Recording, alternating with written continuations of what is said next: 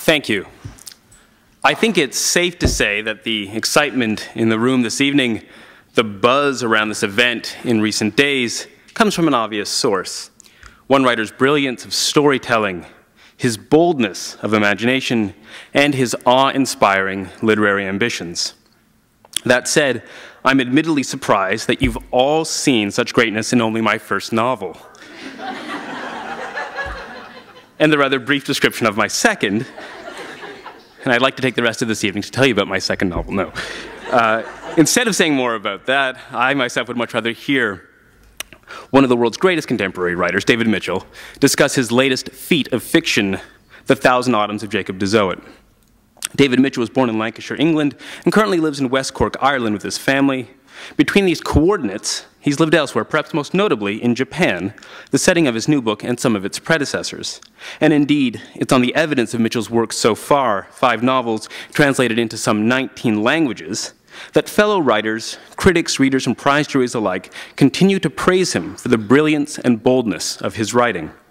Indeed, in 2007, Time magazine named him the lone novelist to its list of the world's 100 most influential people. Mitchell's writing is so admired and indeed important because its technical wizardry and aesthetic showmanship, for which he receives abundant praise, are always in service of compulsively readable storytelling, and at its best moments, these are his means of revealing, in strange places and stranger still ways, nothing less than the universals of human experience. This evening, we had the pleasure of hearing from David Mitchell directly in discussion about the universals of human experience he reveals in turn of the 18th century Japan, when a young, devout Dutch clerk named Jacob de Zoet arrives at Dejima, a man-made island off Nagasaki that is occupied by the Dutch East Indies Company.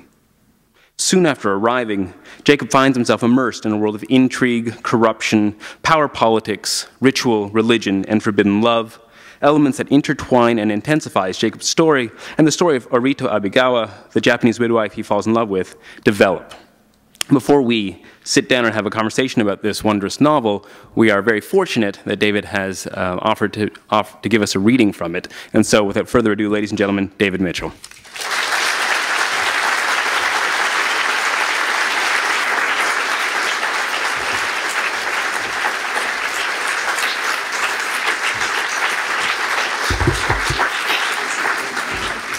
Thank you very much indeed, and thank you for sacrificing your beautiful evening to come and listen to me.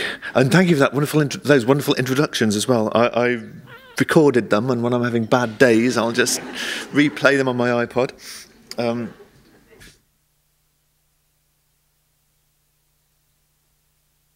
And whenever I hear that Time magazine 100 most influential people thing referenced, I can still hear the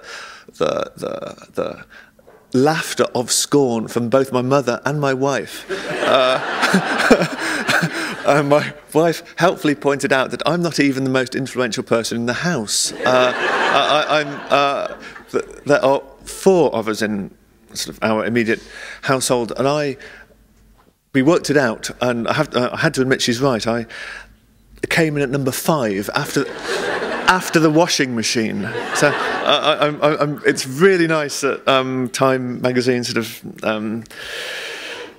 gave me that accolade. But whew, talk about a reality gap. Anyway, I'm going to do a brief reading from here. I think I'll just jump straight in and interrupt myself as and when.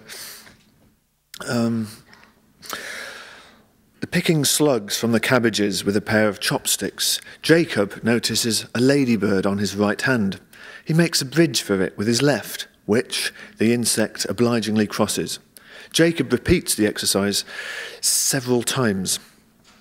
The ladybird believes, he thinks, she is on a momentous journey, but she's going nowhere. He pictures an endless sequence of bridges between skin-covered islands over voids and wonders if an unseen force is playing the same trick on him. Until a woman's voice dispels his reverie. Mr. Dazuto? Jacob removes his bamboo hat and stands up, and Miss Iba Gower's face eclipses the sun.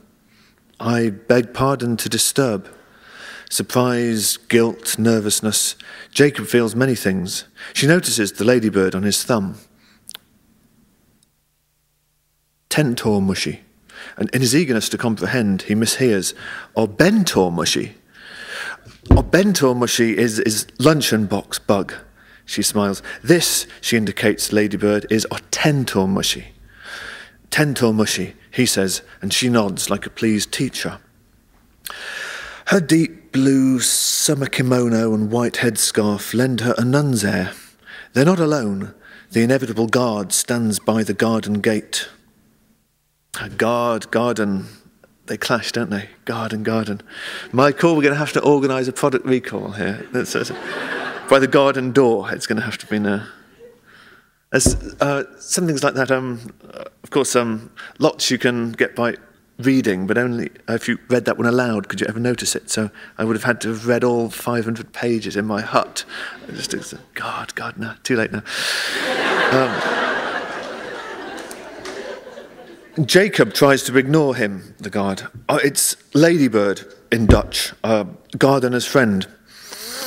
Anna would like you, he thinks, looking into her face. Anna would like you. Anna's his fiancée back at home in Zealand. She's of a higher social class, so the prospective father-in-law has said that he can only ask for a hand in marriage if he goes out east for 5 years to earn his fortune, thinking that's a nice way to get rid of the young guy. A gardener's friend, because ladybirds eat greenfly. Jacob raises his thumb to his lips and blows. The ladybird flies all of 3 feet to the scarecrow's face. She adjusts the scarecrow's hat as a wife might. How you call him? It's a scarecrow in Dutch, to scare crows away. But this one's name is Robespierre. Warehouse is warehouse oak. I love this about the Dutch. They named their warehouses the same way we name ships. And it sort of says something kind of quite interesting about the Dutch psyche, I think. Oh, a good thing about the Dutch psyche, of course. Monkey is William Pitt. Why Scarecrow is Robespierre? It's because his head falls off when the wind changes. It's a sort of a dark joke. Joke is secret language, she frowns, inside words. Jacob decides against referring to the fan until she does. It would appear, at least, that she's not offended or angered. The fan. This is just the 3rd encounter they've had. The first encounter, when they first met, he was working in a warehouse. She ran in after a monkey that had run away with a poor sailor's amputated limb. It's a long story, but it kind of makes sense at the time. It's really hard to get them to meet because Dejima is this sort of this place. It's a man-made island in Nagasaki Harbour where, as you heard in the introduction, the Dutch East Indies Company were allowed to sort of operate a trading post.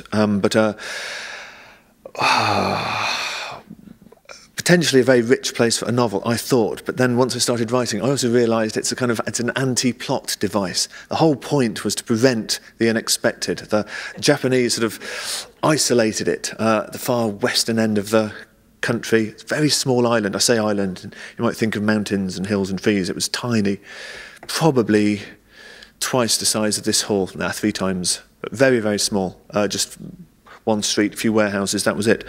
And certainly during the trading season when it was busy, every 3rd or 4th person was a spy. So how can you get them to meet? If you want some kind of a romantic interest, possibly budding, if not blossoming. And yeah, so that was the amputated limb plot. That was sort of one answer. Anyway, big digression. She left a fan there. He took the fan away and couldn't get her face out of his head, so he disassembled the fan, he's something of an artist, and drew her face on it, and then reassembled it, and then managed to slip it to her on a later encounter, on encounter number 2. And he hasn't seen her since, so that's what he's talking about with the fan. If you're interested in the fan, then it appears later on in a book, drawn by actually my own mum, which is a bit Spinal Tap, isn't it, to get your mum to do the artwork. But it didn't... It was great, because it didn't cost me a bean. It's great. Mum, I've got a bit of a favour to ask. She used to be an artist in a former life. Anyway, that's the fan.